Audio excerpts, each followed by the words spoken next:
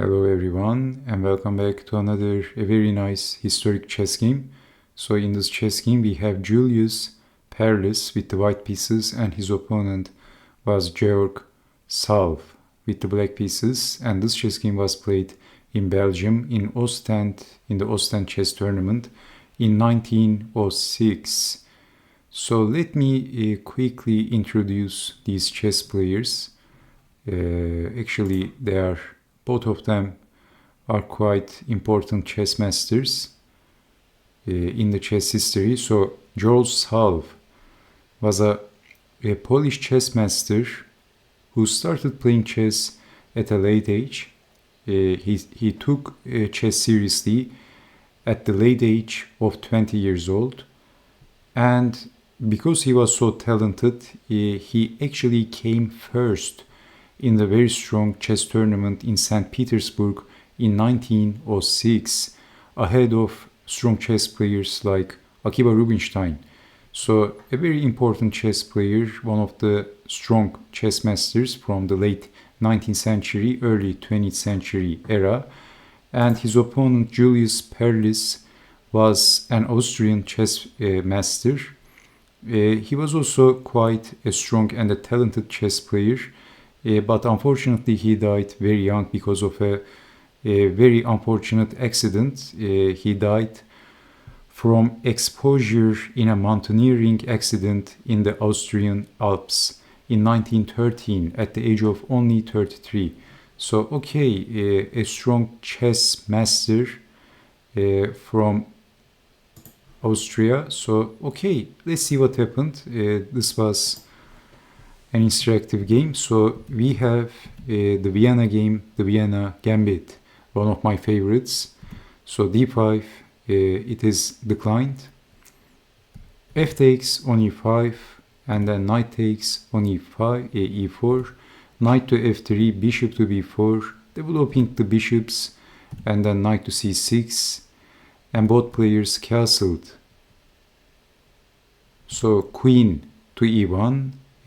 So basically at the correct time, white basically wants to place his queen with the king, maybe capturing the knight, getting rid of the knight, and then later at the correct time, queen to g3 is possible. So bishop to e6, d3. So asking a question, and after check, black captures on c3, b takes on c3, and as you can see, queen to g3 is possible, and which is going to be quite a strong move for white.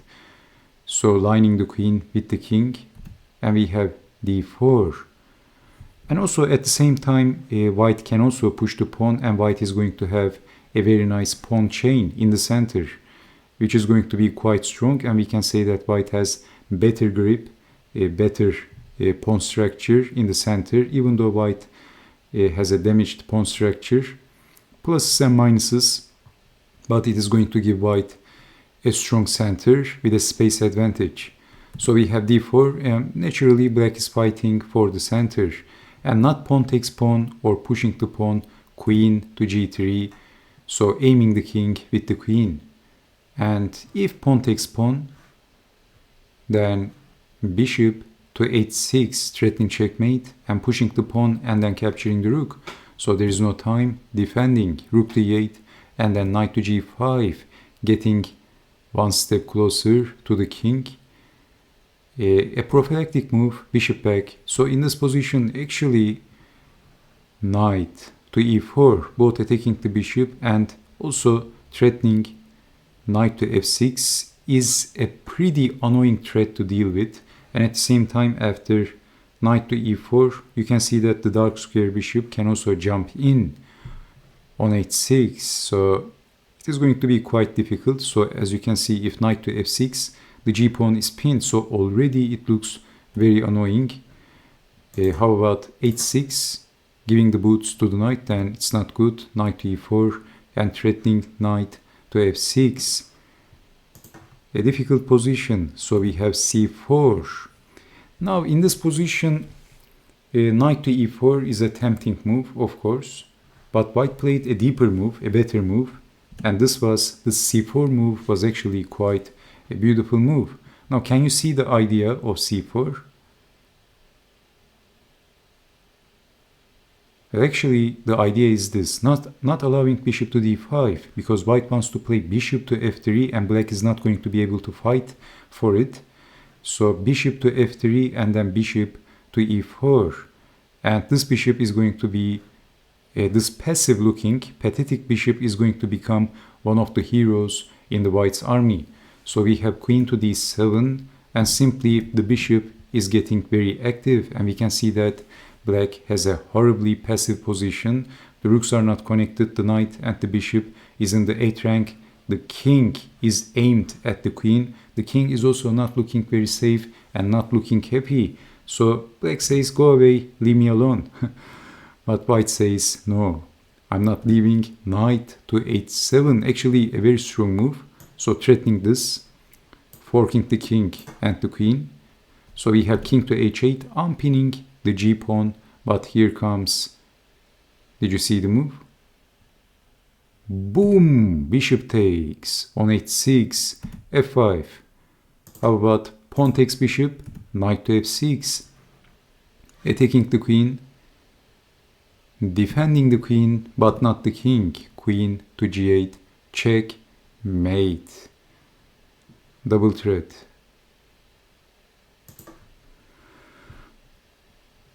So bishop takes on h6 and we have f5 en passant. And then capturing the bishop, and now you can see that white is a piece down. But here comes a very strong move. Can you see the move? f7. So both attacking the rook and threatening to play knight to f6, both attacking the queen and at the same time threatening checkmate, and white is actually threatening checkmate right now, queen to g8. So what else? Bishop takes on f7, capturing with the bishop, but then came actually knight takes on f8. And black played, I mean, you can see that if knight to f6, the bishop is defending the mate threat, but knight takes on f8 and also attacking the queen. And black played rook takes on f8. Actually, this was the final chance of black's final chance, this position. Queen to d6 should have been considered, but still white is better. If queen to d6, white can exchange the queens and then place his knight on g6, and good luck for black in this horrible looking position. But we have rook takes on f8, and this was a mistake, a blunder actually. It is white to move and win. Can you see the best move for white? What would you do in this position if you had the white pieces? This is a critical moment.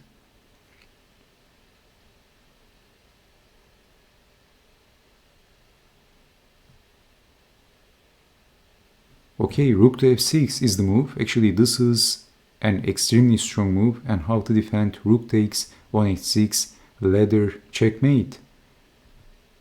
Actually, queen to h4 was also a pretty strong move, and there is no good defense in this position. So because of that, black simply played queen to d6, giving up the queen, but then queen to f4, attacking the pawn, so defending rook to f1, and black resigned. The bishop is pinned, queen check is possible, disaster everywhere, and black is lost and helpless. A very nice chess game. So I hope you have enjoyed watching this chess game, and I hope to see you next time with more interactive chess games. A terrible defeat by Georg Salwe. Actually a pretty strong chess player in his era, the winner of the strong St. Petersburg chess tournament in 1906, ahead of famous chess players like Akiba Rubinstein. But in this chess game, he got smoked. He got destroyed, to say the least. So, thanks again. Stay safe, take care, and bye-bye.